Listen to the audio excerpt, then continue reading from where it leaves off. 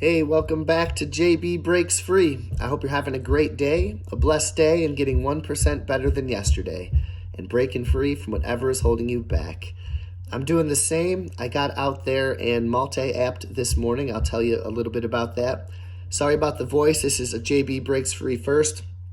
Hot water and honey. I have a lot of talking to do tonight, waiting tables, but I'll be fine. I don't really get sick. I just get these almost sicks. So powering through it, and I'm ready to go and ready to focus on my freedom. So the three topics I want to talk about today are side hustles and multi-apping, 7 Stoic lessons that have changed my way of thinking, and 10 most regretted college majors. And unfortunately, I am on that list, and I'll tell you where I fall on that list and kind of what I was thinking at the time. First, multi-apping. I had a great morning. Again, yesterday I made a lot considering I added in ProductTube. I made $65 doing ProductTube yesterday. That's an app I have discussed before on this channel. I did 2 coffee reviews, and actually I think one's still going. I went into Walgreens and did a in-store review of allergy medicine. It took like 5 minutes, so I'm expecting that payment too. But check out ProductTube. You get a lot of money for not a lot of work, and it pays you in Amazon gift cards. But today I did $29 in Spark delivery and $40 Instacart. That's $69. Usually with just Instacart, I'll be a lot of days between 40 and 60, 50. But multi-apping, I accept a Spark delivery, and as soon as I drop the kids off to school at about 8:25, that's not ready for pickup till 8:45. So I do a small Instacart order. I go get it. I'm at Walmart by 8:50.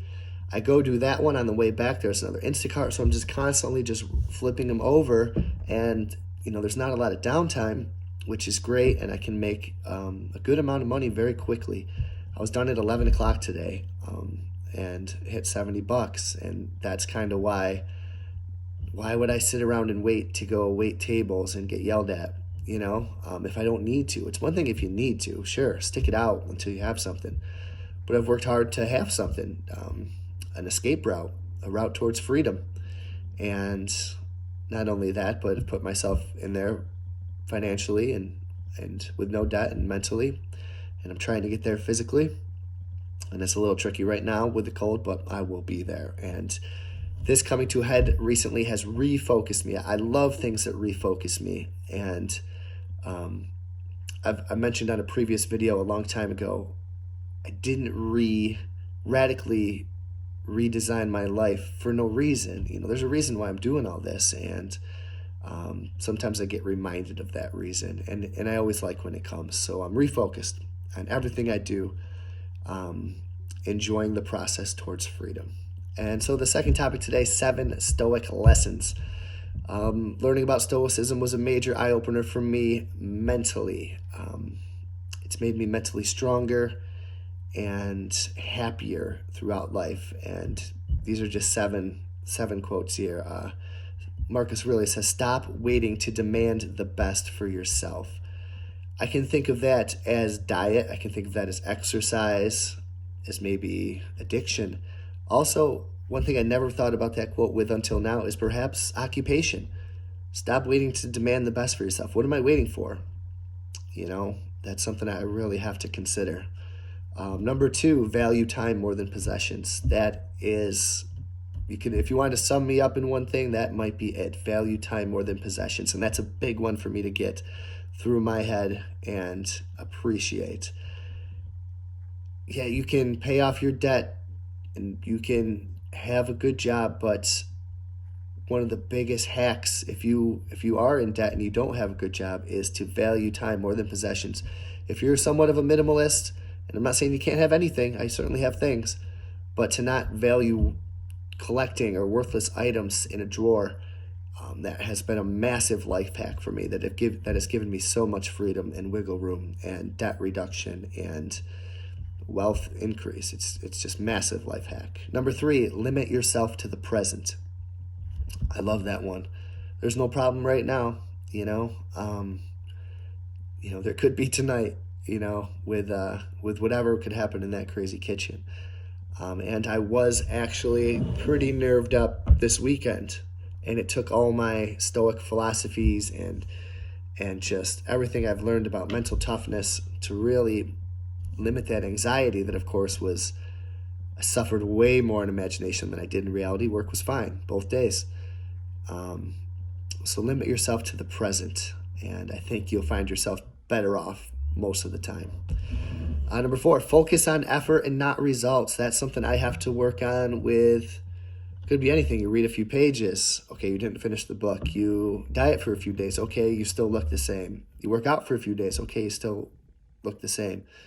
You still weigh the same. But it's the effort. It's not the results. The results will come. Number 5, to improve, you have to be okay with looking foolish. I think that's huge, getting out of your comfort zone. It's not easy to be in that position with anything we do, personally or professionally. You have to be okay with looking foolish. I hope to improve this channel at some point. I remember my first days waiting tables. I looked foolish. Instacart, didn't know where the heck to go. I was a lost soul, but it didn't take too long, to figure out where I was going and around the store. Number 6, build a life you don't need to escape from. That's me also. That's what I'm trying to do. What's your ideal day look like? What's the life that you don't need to escape from? I could be very happy just with my family, my friends, autonomy over my decisions, happy, healthy, safe, and free. And number 7, death is not in the distant future, but we are dying every day. And again, that's not a morbid thought, but that's a thought to make us cherish the life that we have. Awareness is key, and sometimes we're not aware of that. Seize every day, and you can appreciate life so much more. Enjoy every sandwich. Enjoy every hug. Enjoy every hot water and tea. And lastly, the 10 most regretted college majors. Stunningly, I'm on this list, and I do regret my decision at the time. I just wasn't ready. I do think there are other ways I could have taken this degree. My degree is poli-sci. I'll just go through the 10. Journalism is number 1. Sociology, 2. Liberal arts, communications, education. Marketing management, medical, clinical assistance. Poli-sci is 8, which I graduated with. Biology is 9, and then 10, English lit. What was I thinking? I struggled at college. I wasn't ready. I wish I learned a trade. I wasn't mentally ready. I didn't know what I wanted to be, which I think is not good. I think you should have some idea by 18. I wish schools would give you more looks at certain professions, introduce you to more things. And now I wasn't the best student at the time, but so anyways, I did what I had to do, finally got my undergrad, and I didn't love math at the time, and I didn't love science at the time. So I wanted to stay away from that, and I don't know what I thought at the time. I just met my stepdad. He was a new influence in my life. He was a lawyer. I thought, sure, I can go to Oswego and major in poli-sci and screw around for 2 more years, right? And then go on and get a real degree as a graduate. Well, I got my poli-sci degree, and it was all philosophy and all writing, which I loved, and I did great, and did an internship in D.C. for a congressman. And then I came home and waited tables. And because 17 years ago, that was really good money, and it's still, waiting tables is a trap, and that's why I'm trying to break free from it. The hours that you work versus the money that you make, you're not going to find that too many other places, especially if you don't have any other really marketable skills or degrees. And there's not, what are you going to do with poli-sci? I don't know. Work for campaigns and stuff? I don't know. I just wasn't feeling it.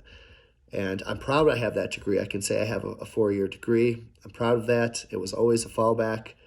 My fallback used to be poli-sci. Now it's side hustling that I can actually make money on. But every decision leads me to here. I'm happy to be here. I limit myself only to the present, and the present is looking good. And I hope it's looking good for you.